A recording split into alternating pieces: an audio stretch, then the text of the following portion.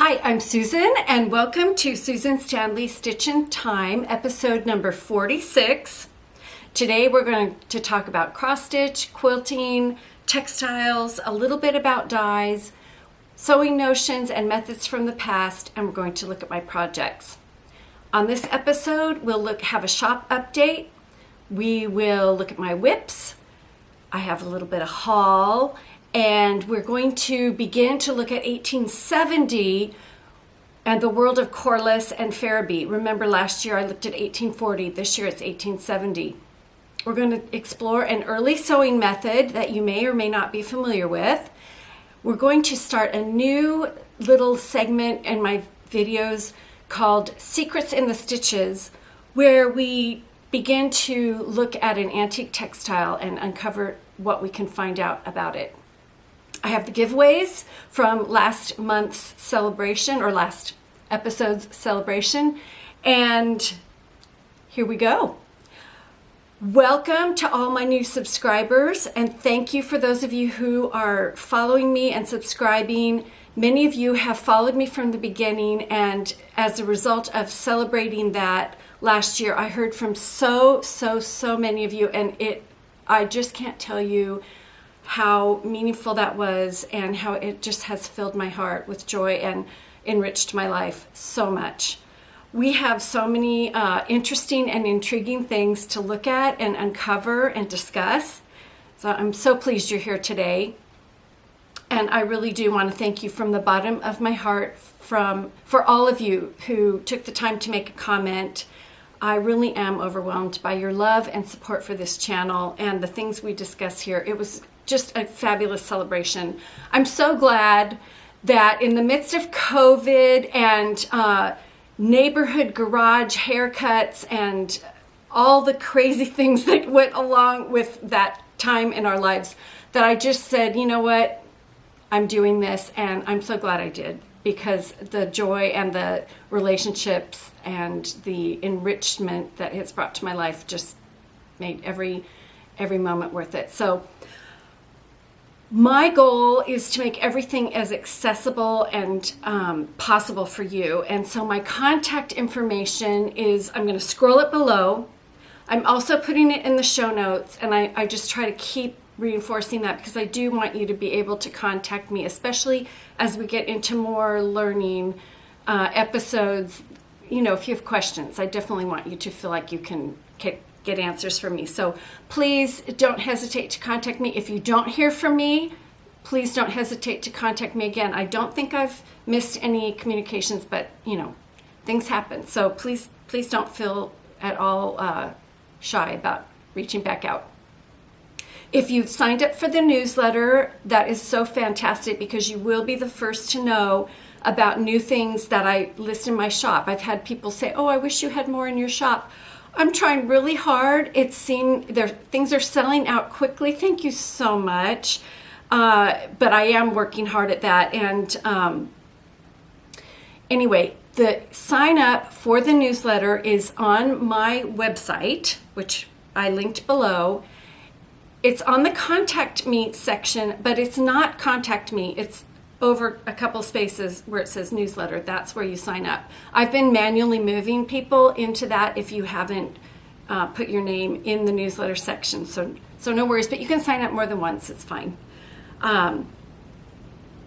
So yeah, please do that so you are made aware of things right away.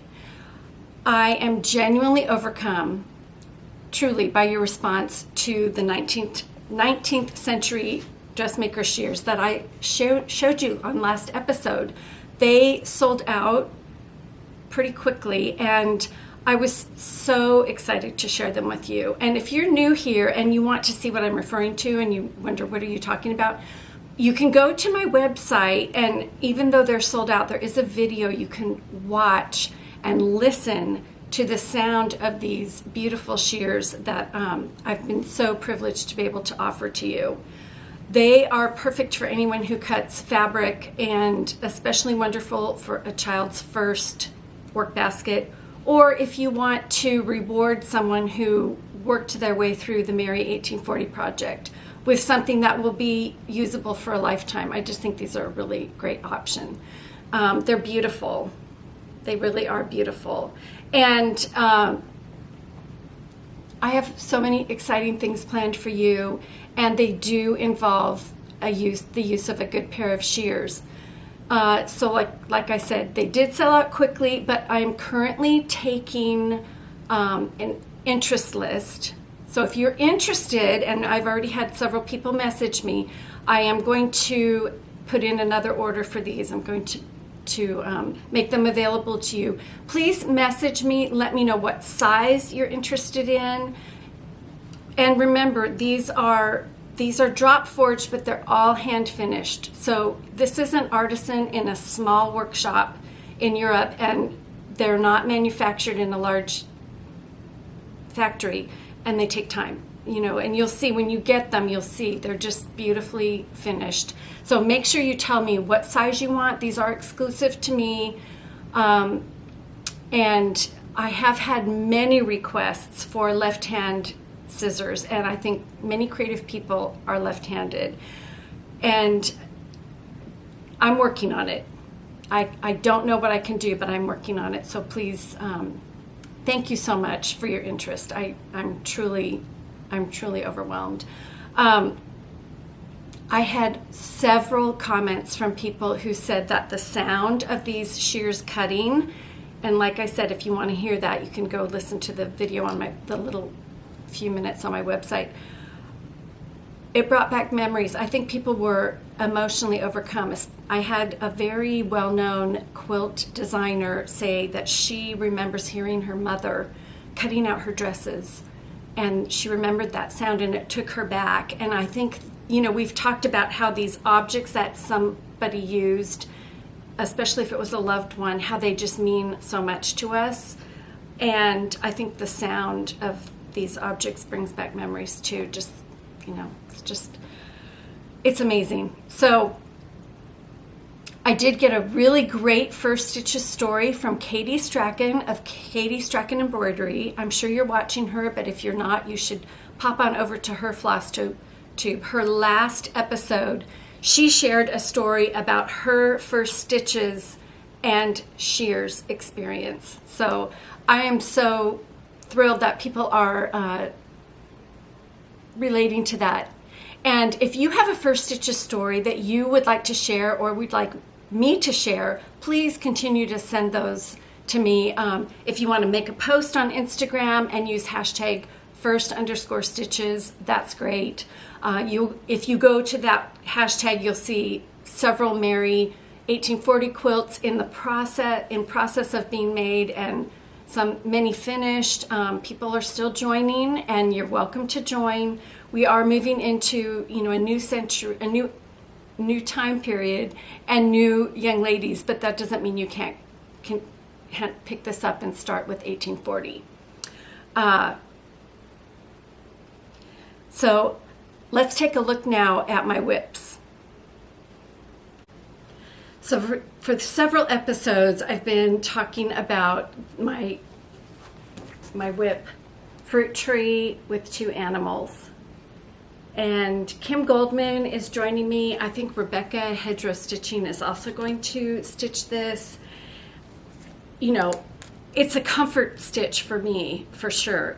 Except the over one. That's still that's still a challenge for me. But I love the colors so much, and the full coverage allows you a little bit of give and take. If you make an error in maybe with one stitch, then you just stitch a background stitch there instead. I mean, it's just, there's not a ton of counting. I don't know. And the colors just, they make me so happy. So I am stitching this on Legacy Linen 37 count corkscrew willow, and I am using a Vera Soie d'Alger, and this is how far I've come.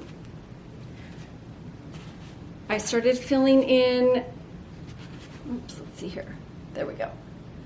And I apologize, I don't iron my pieces. I just don't like putting heat and smashing the threads. I don't know, that's just my thing though. So when it's all done, it'll be beautiful, but you have to look at it a bit wrinkled. I worked on the over one outline of the animals, and I tried doing some fill-in, and doing a complete cross was not working for me. So I started doing tent stitch for the fill-in. That's working really well. I am using Swasserfine for the over one, and I did have some more questions on why I didn't use. I just wasn't happy doing the tent stitch with the Soie d'Alger. And it wasn't the Soie d'Alger, it was the tent stitch for me, and not making a full cross. I don't know why, it just wasn't making me happy. So, so I moved into here. I'm going to come down and find the midpoint and make sure that all of this animal over one is counted out correctly. That, for some reason, I was having trouble counting the over one. I think that was my big challenge. Anyway, I just love it. I'm just having a blast, and I did put my name in. I didn't get much stitching done this last week or two because I was busy with scissors, but this one definitely will not be put away yet.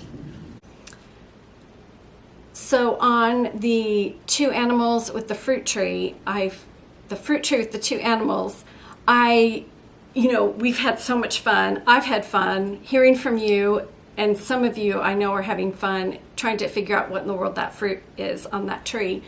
And there's been just a ton of ideas and suggestions, and I keep getting things sent to me.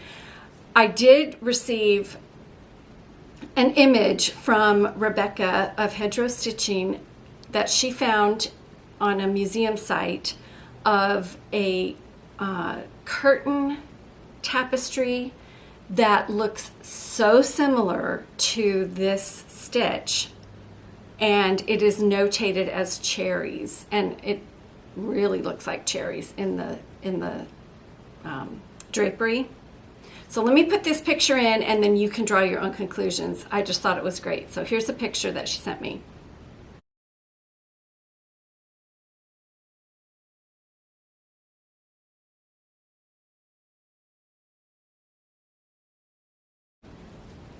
So we still don't know for sure, but I feel like we're getting a little bit more information as we explore other textiles that used this imagery.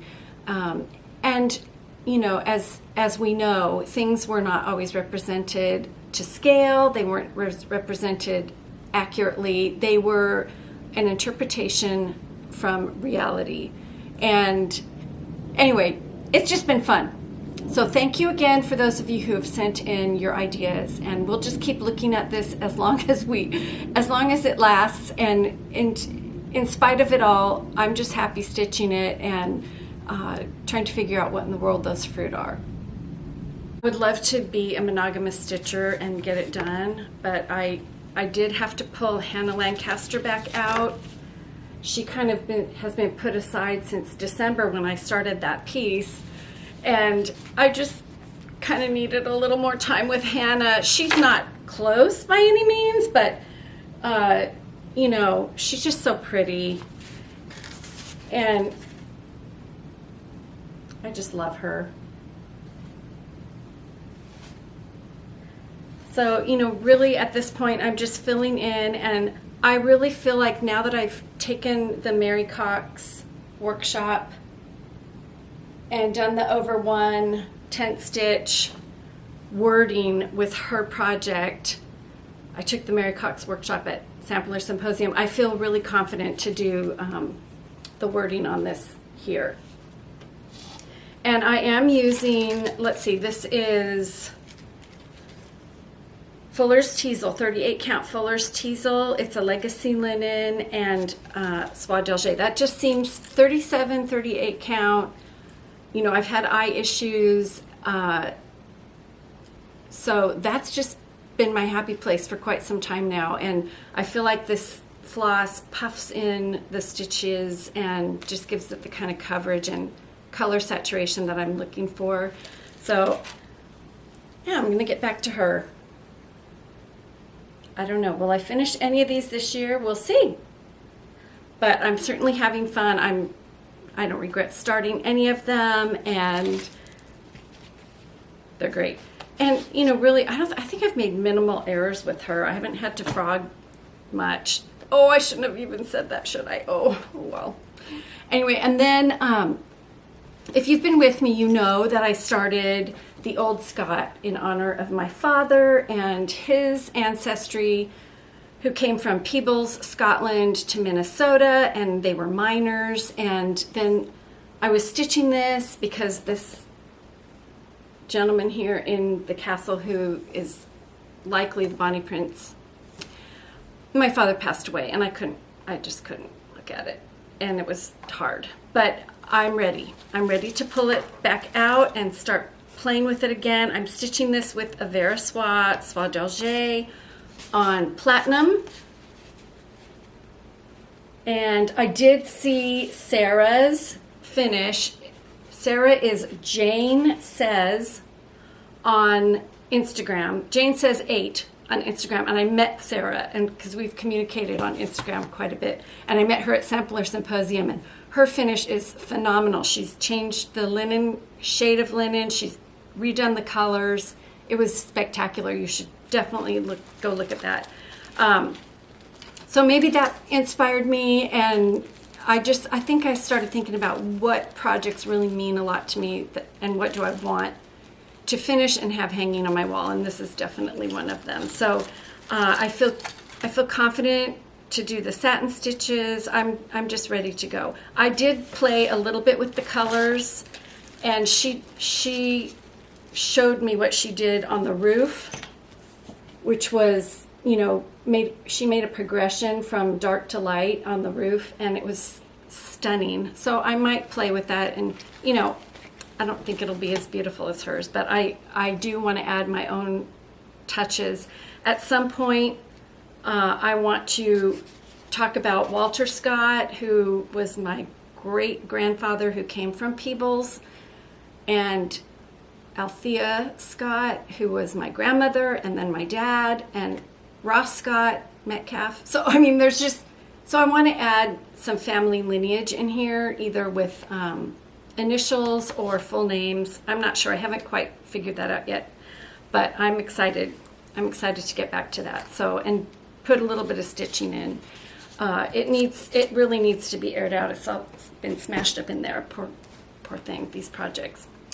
Okay, and then I just, you know, have showed you many times a quilt that I'm working on, and it's definitely a long-term project. Everything I do is a long-term project. I don't know, but I have shown you the full quilt, and this quilt goes by many names. This has been traced from the antique, and let me put a picture of the original quilt right here.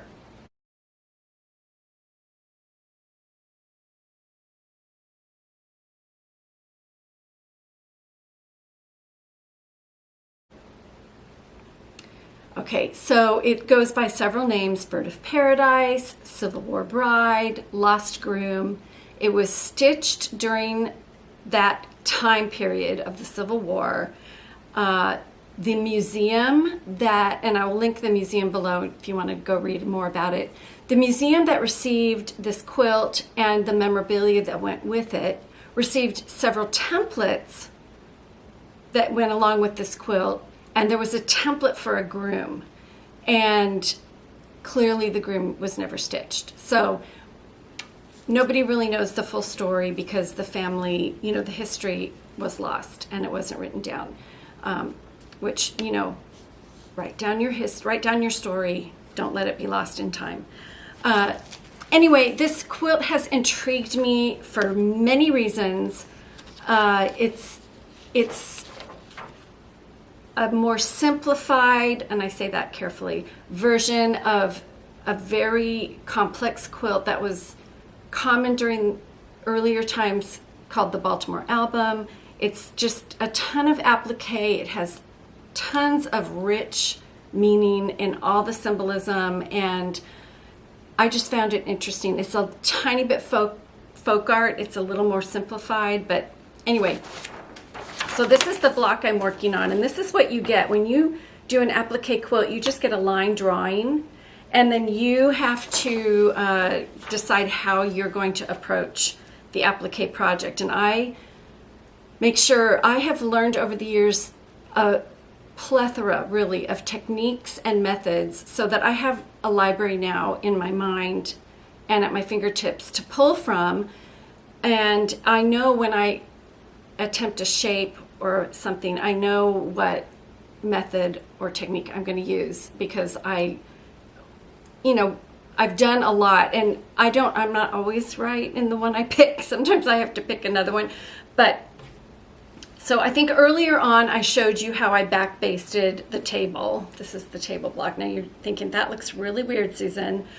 So I did prepared edge technique for these stems of the vine.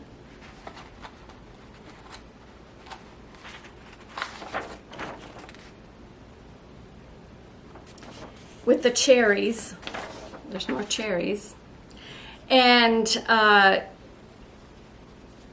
wrapped them on this card so they're available and ready to use. And so that's one technique in my library that I like to use is prepared edge.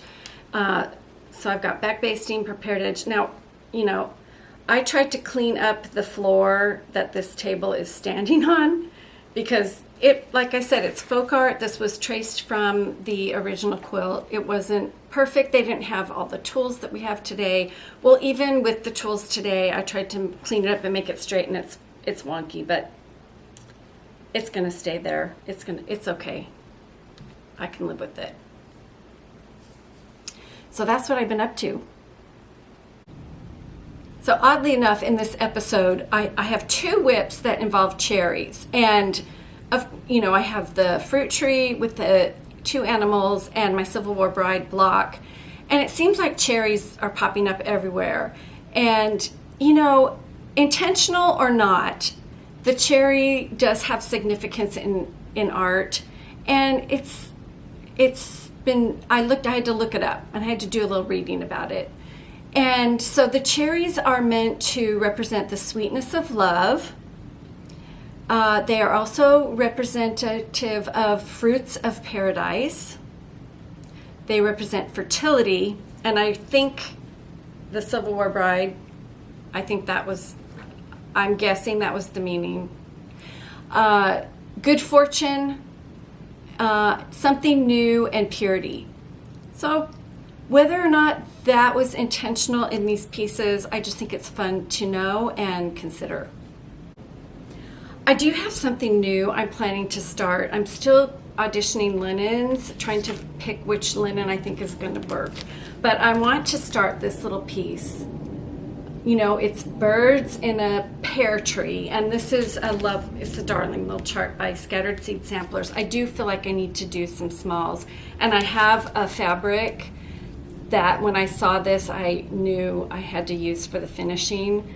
So I think this will be my small start for spring and summer. I planted a pear tree last year as I stitched this, and I watched that grow. I don't think I'm going to get fruit this year, but I think that'll be fun. So I pulled some Avera Soie d'Alger that I had in my stash.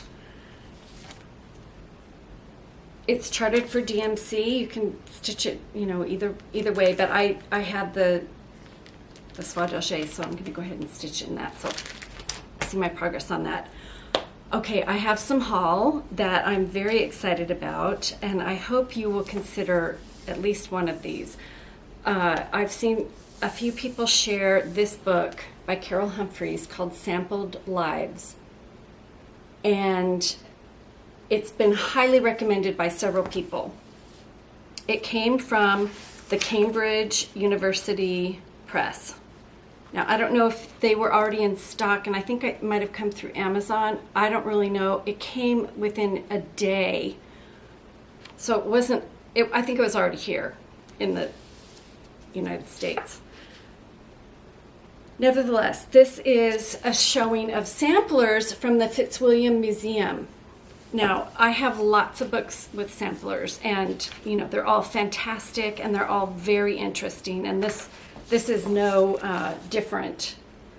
It shows early spot motif, band samplers on through. But what I love about this book, absolutely love, and it shows the back, which doesn't always happen. Here's a gorgeous band sampler.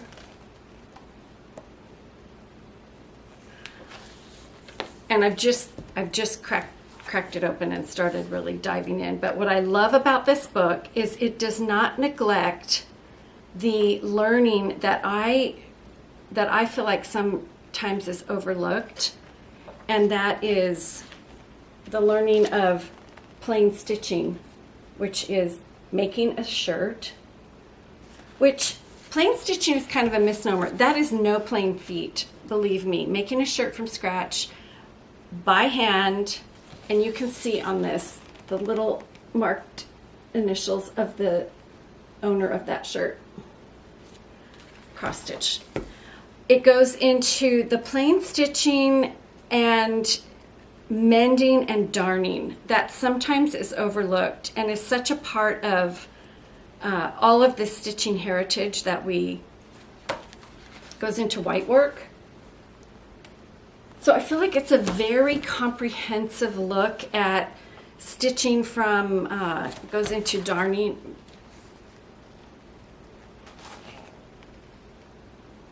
And darning samplers. It's a very comprehensive overview, in my opinion, of sewing and stitching and marking and all the things that we like to talk about here that were being done by mostly young women, and of course some men and young men as well. So I highly recommend this book. It's by Carol Humphreys, Sampled Lives. I will link it below if you'd like to add to your library. And I know many of you have told me that your library has grown since you've started watching me, and so has mine. Mine will always continue to grow. I will outgrow my house probably before that happens. There's another book that I had to get, and you'll probably think, well, Susan, that's kind of excessive. Well, I bought this book. It's originally was by Florence Montgomery from the Winterthur Museum, and it's printed textiles, and it's not just quilts. It's textiles that were used for upholstery, for home decor, for costuming, all, quilts, mostly clothing, and it's just very informative. This original copy is fantastic, but it's all in black and white. And I got this, of course, because I'm fascinated by early textiles, and these are printed textiles. So these are the ones that had images printed on them, and we've talked about that. It talks about toiles, it talks about chintzes, it talks about roller prints, screen prints, all of the different techniques that were used. And it's a great book. And this is an older copy. Well, a woman named Linda Eaton, who has now since passed away, decided that she, and these are based on the Winterthur Museum, I think I said that. It's British and American cottons and linens. She decided this was a very worthwhile research, but she wanted to update it and publish it again in color. And so I purchased her updated version. Now, Linda has since passed away, so this is actually very meaningful to me. She was an incredible researcher and wealth of information and knowledge, but it's the same updated version with better pictures, better information, and it's in color. Oh, you might recognize this. Anyway, so I'm thrilled to have this. It's something that's been on my bucket list for quite some time, and I was so excited to be able to get it. So that's my haul. I also made some progress on the 9-patch challenge that's been going on and hosted by Repro Quilt Lover, and I will link her information below. She has an antique 9-patch, and 9-patch just means there are 9 little squares in a block. And a lot of people are looking at her antique version and trying to match the fabrics as closely as possible and remake their interpretation of her antique. I decided I want to do mine in indigo and cream, and I pulled out all my indigo fabrics, and I've made a tiny bit of progress, so I'll show you. My stack was about this high last time, so I've added quite a few to it, and it's just something that's peaceful and relaxing. And like I said before, if you've done the Mary project, you can do this. You can make these little 9 patches. So I wanted to share that with you as well. All right, so if you've been with me for the last year, you know, we looked at 1840 last year, and we looked at sewing and stitching for a little girl named Mary who lived in St. Louis. And this year we're looking at 2 sisters, and we'll get more into their story. Corliss and Pharaby. And we're going to look at their lives in 1870. They're fictional. These girls are anonymous images on the Library of Congress. And we're just going to use them as our springboard and an example of what sewing and stitching and textiles and the world around that was like in 1870. The material culture, what was actually happening in influencing all of the things that were being done. So today I'm just going to start briefly with a simple overview of what was going on in these girls' world in 1870. This is the Victorian era, and in 1870 we've moved 6 years past the Civil War, which lasted from 1860 to 1864. In 1869, Grant, who was a war hero from the Civil War, was elected president. And in 1870, we are 6 years before the centennial celebration of America becoming a country. So the Industrial Revolution was still in full swing. The North and the South were both rebuilding. It was an ongoing struggle in both the North and the South to rebuild lives and livelihoods after the war, and that was still impacting textiles and production and everything, even into 1870. We were moving from a wartime economy to a domestic economy, and many things had changed, and many things would never go back to being the way they were. Marking samplers were still used to teach children to mark initials onto household linens. So that was still happening. That was not a difference. And many other sewing techniques were continuing to be used. We're going to talk about that in a minute. Synthetic dyes had been discovered and were being used for textile production. Factories were being rebooted after the war.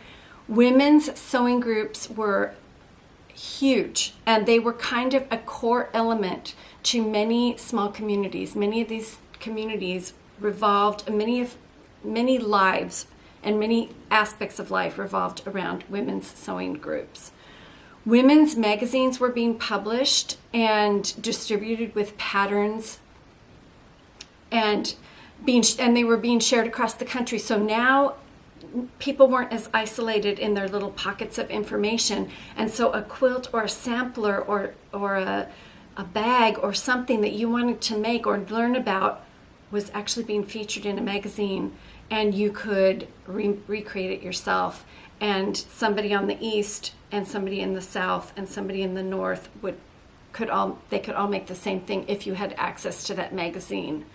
The sewing machine was available now. Of course, it had been being used in factories for quite some time, but it was now more prevalent, and it was starting to be available. People were starting to be able to afford a sewing machine to be used in their home. So that was changing stitching as well, and handwork and quilting and everything that we love. So we're going to go into these topics a little bit more in depth, but I wanted to just give you that kind of umbrella look at what was happening in 1870, and these girls' lives were going to be different than Mary's. So I want to talk a little bit about a sewing method that you may or may not be familiar with. Likely you are.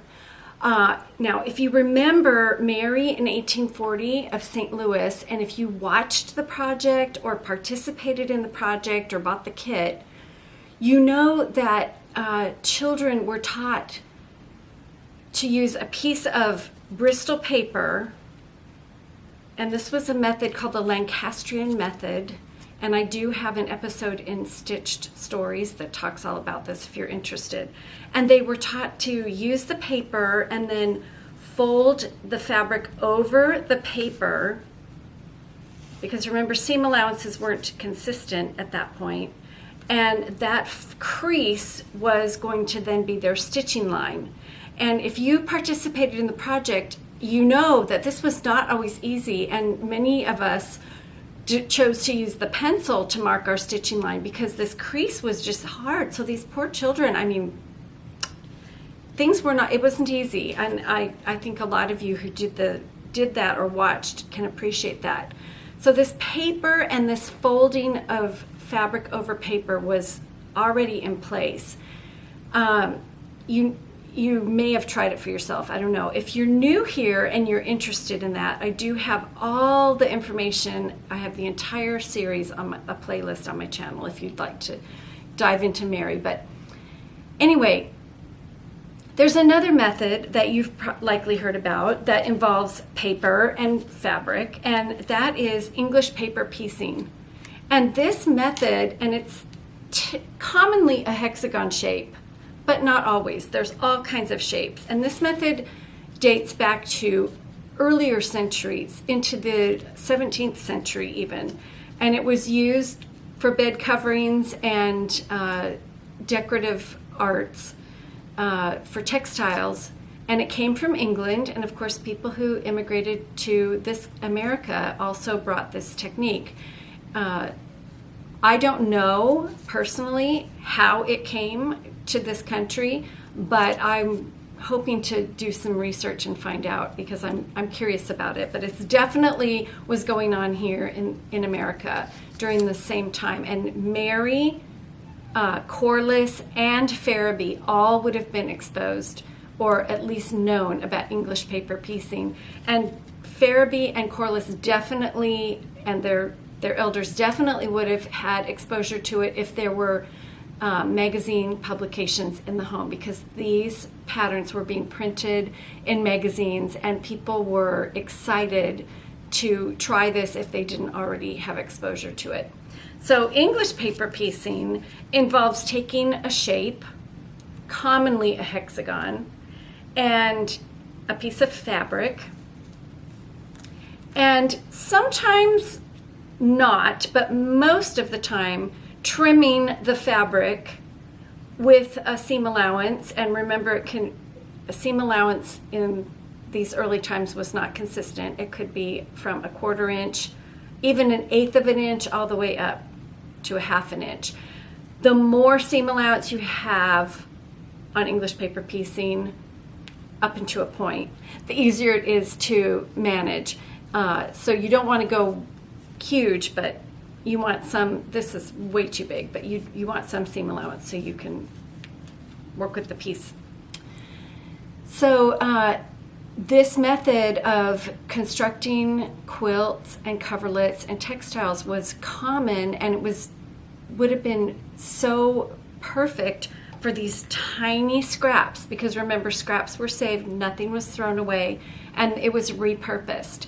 And so the entire family, in many cases, was involved in making the hexagons, basting the fabric onto the hexagon so it was ready to be used.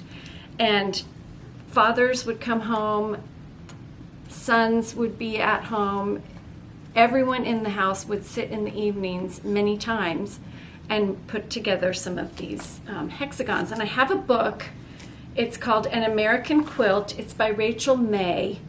Now, she took a quilt and did an in-depth study of the quilt and the family surrounding the quilt, but the quilt happens to be English paper pieced.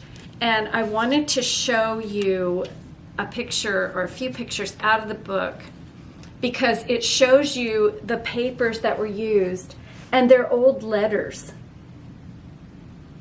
Anything, you know, things just, everything was saved. And so these old letters were cut into the hexagon shapes and used. And this quilt was never quilted, so all of that evidence was left behind for her to research and study.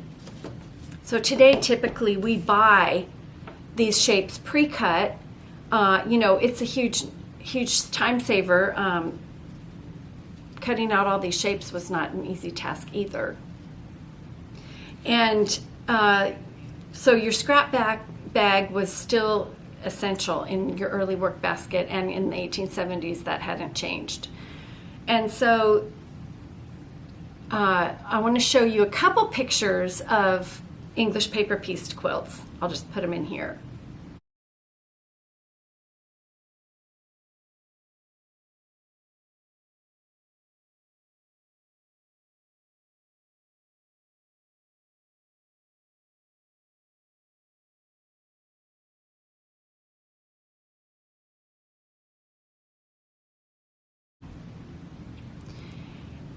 And now I want to show you some of my examples. And so one that I've done that's just been fun is this flower.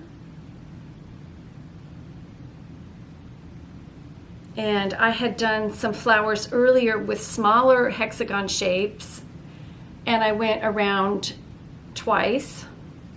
I'll just show you these quickly. And you can just see the use of fabrics is so fun. The way you can lay them out and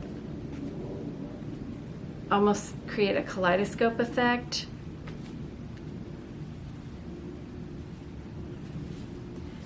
Those shapes I showed you are going to eventually end up in the stall quilt that I'm putting together using English paper piecing. And then I also have a charm quilt started using English paper piecing. And a charm quilt is a quilt where every single block or piece of fabric is different. There's not any repeat. And so this is what I'm attempting to do. And as I get, you know, I'm working on the ring of purples right now. And so as I get another purple that will work in here, I add it to the charm quilt. I have plans for that charm quilt. There's so much you can do with English paper piecing. This is something that I'm working on. This has just been a joy to work on. So the center is one piece of fabric, and then it's framed by the hexagon English paper piecing shapes.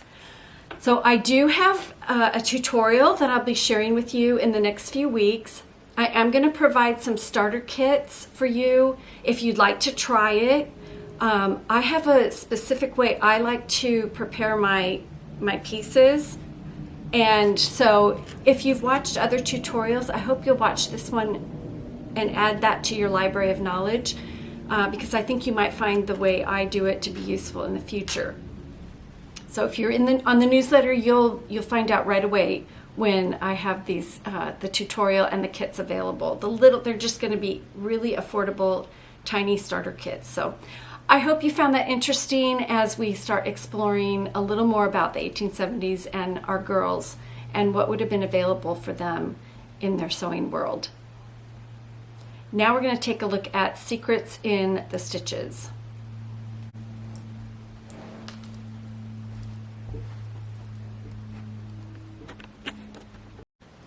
So last episode I shared with you some lovely stitchy kindness that I received, and it was this antique quilt top. And I knew when I saw it that there was a lot more behind this story. The woman who gifted it to me so generously and has wanted to remain anonymous has been sharing some of the story with me about the owner that she received it from. And there's a lot that you can learn from an antique textile, even if you don't know who made it or when it was made. And so for the next few weeks, I'm going to do just a 2 to 3 minute segment where we look at this antique quilt top, and I'm calling it Lexies Quilt. And we're going to try to explore what we can and learn what we can about this textile, even though we don't have anyone with us to talk to who was there when it was being made. And so I hope you enjoy this. I think a lot of the way we approach antique textiles, whether it be a sampler, a quilt, a tapestry, a piece of cloth, is similar. There are things that we look for, and so I think some of the information, whether you're a quilter or a cross-stitcher or somebody who just loves antique textiles, I think some of the information you will find interesting and valuable. And I hope we can uncover some secrets in the stitches together. So let's look at this little video that I made that shows you a little bit about the quilt, and we're going to start where we always start, and that's at the back. So here we go. The first thing I noticed about this quilt when I took it out of the packaging was this border fabric and this sashing fabric had extra bulk. And what I mean by that is they felt like they'd never been washed. Now, fabrics in the 19th century were manufactured using different chemical processes than we use today, and a lot of those dyes in the fibers left bulk and kind of a crunchy paper-like feel to the fabric. So I suspect that this fabric here has never been washed. Now, that's not to say that it wasn't a case of it being stored in plastic over the years, which can also make fabric feel crunchy. But I don't think that's the case, because as I feel the fabrics in the blocks, they're nice and soft and supple, like they had been used, washed, and worn, and they were remnants of clothing items. So you can see in this block here on the back, it looks like there's a lot of clothing items had been used, and we'll talk a lot more about the fabrics. Today I just want to really focus on what I see in the back. And what I see in the back is some very, very tiny and accurate hand-pieced stitching. And I think that you can see it best in this red block right here. These teeny stitches, so even and consistent and perfectly placed. What I also find interesting about this quilt is, and you can access this information from the front as well, of course, the use of patches to complete the pieces that aren't quite big enough. So making do. Now this block typically would have been stitched like this, where each diamond is made separately and there's a seam. But as you can see in several of these blocks, they've taken this whole section here and made that one piece. So I find that interesting. There are 3 different blocks used in the quilt. And you can see in some of these, the seam allowance is very tiny. Look at this right here. This is a piece added to this square to make it big enough. It's about, I don't know, 1/4 of an inch all the way around. So I think this block might have been left over from something else.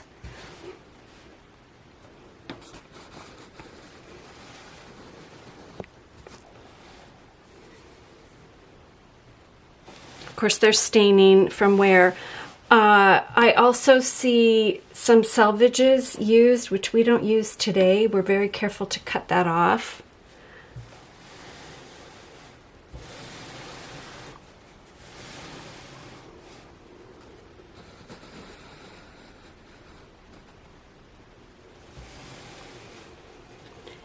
And you can see on the border right here, this is the selvage of the fabric. So that's a really strong grain. And on the other side,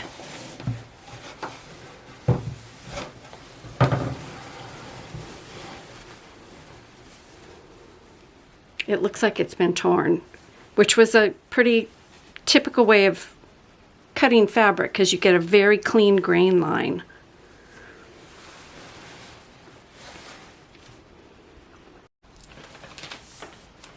So if you have any questions about Lexies Quilt, or if you have an area of interest that you would like me to cover in the future episodes, please let me know. Please make a comment below or send me an email, because this will help direct me into what you're interested in learning about. And I hope you enjoy this little segment. All right, now giveaway winner time. To all of you, again, I want to give you all just the biggest thanks, and I wish I could give you all something to let you know how much I appreciate you being here and your support and just your communication, your friendship, what it's done for me personally, and how much it's meant to me. So those of you who, I had some great comments, and I had a lot of people interested in the items that I'm giving away today.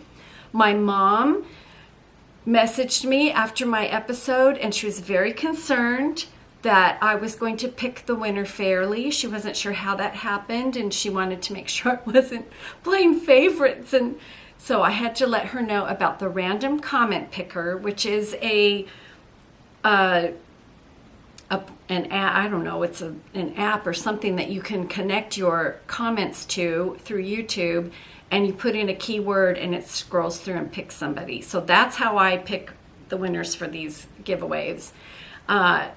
It's anonymous and it's fair. And so anyway, so the first winner of fabric number 2 is Marilyn Furlish 2003. Marilyn Furlish 2003. You have won the fabric pack, fabric number 2. Please message me. The best way to message me is by email, but I do check my Instagram and I do check my newsletter frequently. So message me, everybody here, when I call you, if I've called your name. If I don't hear from you, I'll link. I'll post on your comment. I'll comment on your comment. All right, fabric number 1 was Anne Proudly 8526. That was fabric number 1.